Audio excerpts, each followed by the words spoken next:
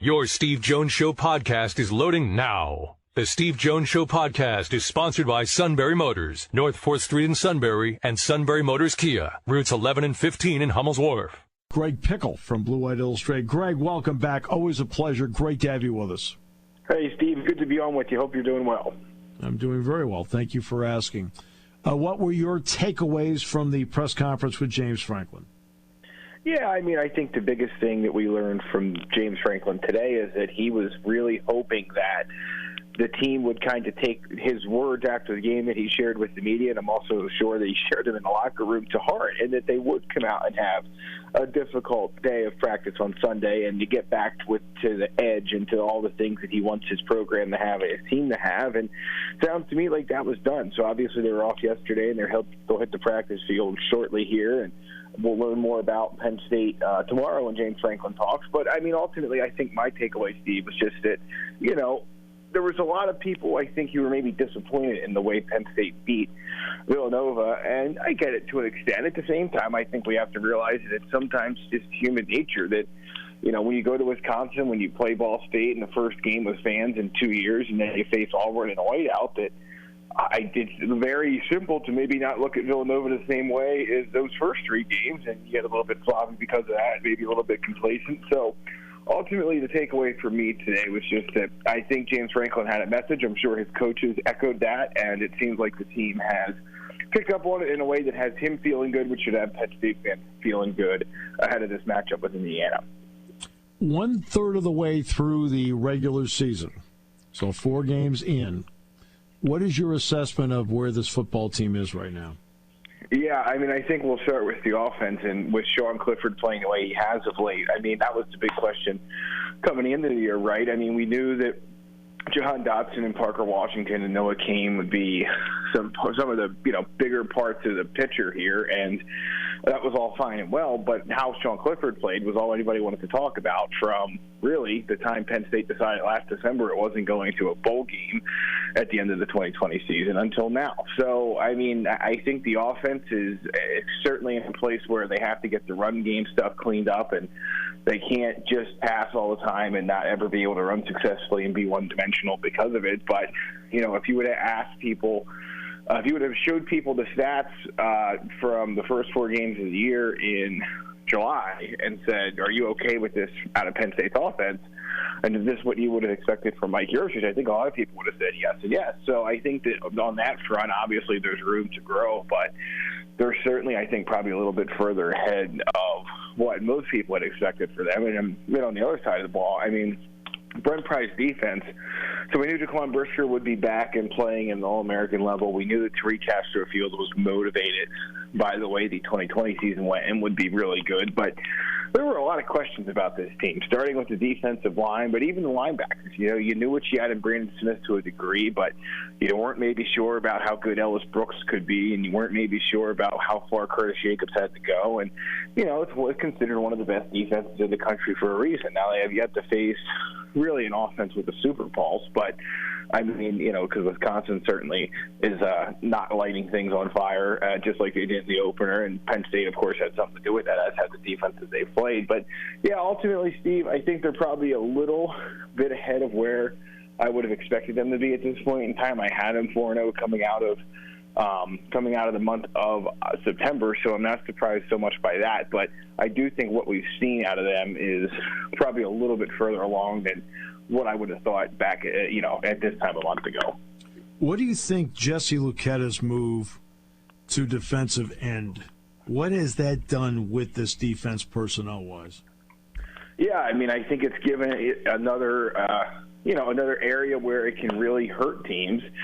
And, look, Jesse, when they started talking about back in the spring moving him to defensive end, I admittedly wasn't too sure how that would work. But it's been just outstanding, I think. He's really fun to watch. He really gets off the ball quickly. He is really aggressive and really, to go back to the Tuesday news conference here, James Franklin talked about playing with an edge. He plays with it from an aggressive standpoint, from an energy standpoint, and so on and so forth. So it's really allowed Penn State's defense to get to a point where it is capable of, blitzing teams off the edge. It's capable of rushing teams from just 4 guys or even 3 guys at the line of scrimmage, and I don't know, the K's, of course, part of that, Nick Tarburton, some other guys, but Jesse Luketa is almost like a co-starter at this point, and there's a good reason for that, because he's been really productive, really impactful, and has given this Penn State defense something that maybe it didn't have a year ago.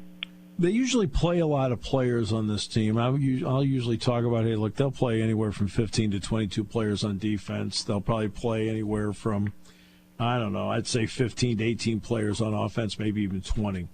What do you think of the team's depth to this point based on that?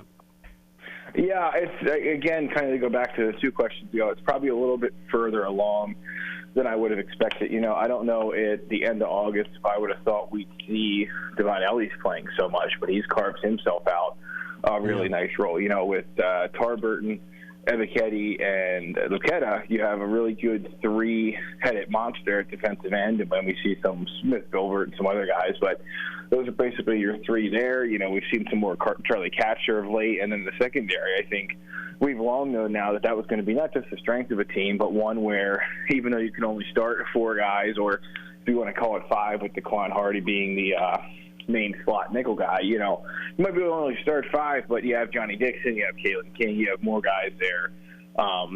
Most teams would love to have that kind of depth. So they've definitely been able to play a lot of guys over the first 4 games, maybe not as much as the years where you don't have an Auburn in September or you don't go to Wisconsin in September, but guys who have earned reps are certainly getting them, and it's been good from a development standpoint because they certainly work in their favor down the road. A player that has entered the mix in the last 2 weeks has been John Lovett. What have you thought of him? Well, excuse me, Steve. He's just explosive. I mean, when James Franklin talks about him being the kind of guy who has played a lot of football and really kind of is helping Penn State because of it, I think you just see it.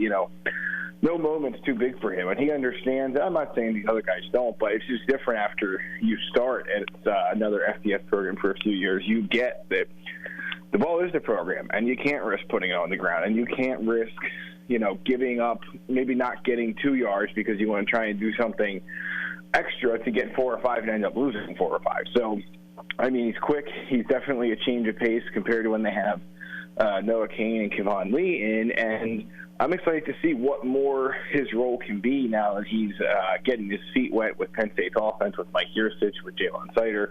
I think there's a lot of things that he can do to change pace and to keep teams off balance, and it's just going to be fascinating to see what kind of role Penn State finds for him as the season continues. But I've been really impressed by him so far, and all the transfers really have found a role for the most part that I think has differentiated this roster in a way that the transfer portal had not done before. What is your sense in what Mike Yurcich means to Sean Clifford and vice versa? Do you have any feel for that yet? I think it's probably a little bit more difficult to get a feel for it at this point, just because how do you, what?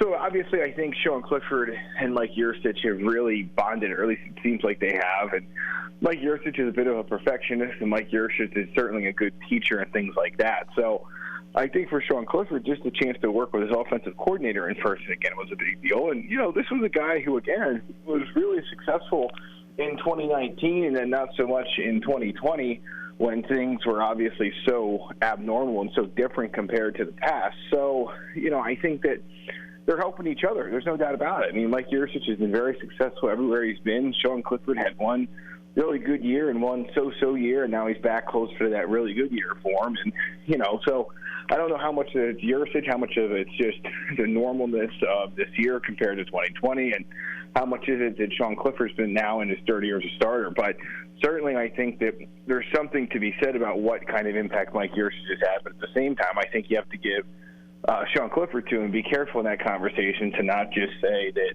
Mike Yurcich is the one doing this basically all by himself for Sean Clifford, because I do think Clifford has grown in a lot of different ways as well. All right. What any gauge you have yet early in the week on Indiana? I was funny. I was just sitting down to do the opposing view post that we do each week, the matchups, to see where Penn State has an edge and where its opponent might have an edge. And I've only gotten a little of the way through it, but I don't know if I see too many areas where Indiana is going to be able to really exposed Penn State. You know, obviously Michael Penix Jr., very good quarterback, but he doesn't seem to be as good this year. Teams seem to have maybe figured out his tendencies a little bit, so I would expect Penn State's defense to have a really good day against him. Obviously, you're going to have to make sure he doesn't extend plays with his feet and so on and so forth, but you know, one of their better receivers, DJ Matthews, is now out for the year with an ACL injury, which is unfortunate, but that hurts that offense. And so, I mean, I guess just looking at the box scores, looking at some of the tape and what I've been able to watch live in past weeks, I just don't get a sense that this Indiana team should challenge Penn State as much as it was able to a year ago at home. Now that it has to go on the road, it lost some pretty key members of that team a year ago. Of course, it has some back as well. But, yeah, I just think, Steve, that last year going into that game, you didn't know what to expect. No one did. I mean, it was just crazy. But this year, I think you can get a much better feel for where both teams are. And I don't know if Indiana's as good as some people thought. I think Penn State might be better than some thought, and I think that'll show up on Saturday. I know you still very closely, I mean, there are different roles for you at BWI, but you still follow the recruiting part closely. When you're looking at what they've put together for this upcoming recruiting class and how they look a year from now, how impressive has this been? Yeah, it's been really impressive. I mean, I just look at everything that they have done during this cycle, and they've really hit on all cylinders. You know, they've been able to fill spots that weren't there before. They've been able to, get guys from parts of the country that maybe they weren't as successful at the past. So, yeah, ultimately, Steve, they have done a world-class job so far, and they just have to get it to the finish line now in December and get these guys to sign. And there's no indication that anyone is not interested or that anyone is sort of looking around, but you still just got to get to that point. You got to get through October and November and get the signatures in December. But, yeah, it's a really good class. Should get a little bit bigger. And, after the last year was a little bit tougher for Penn State, this has certainly been a much better year for them. Well, you're to the finish line. Appreciate you so much. Thank you, Greg. All right. Thank you, Steve. Have a great day, guys.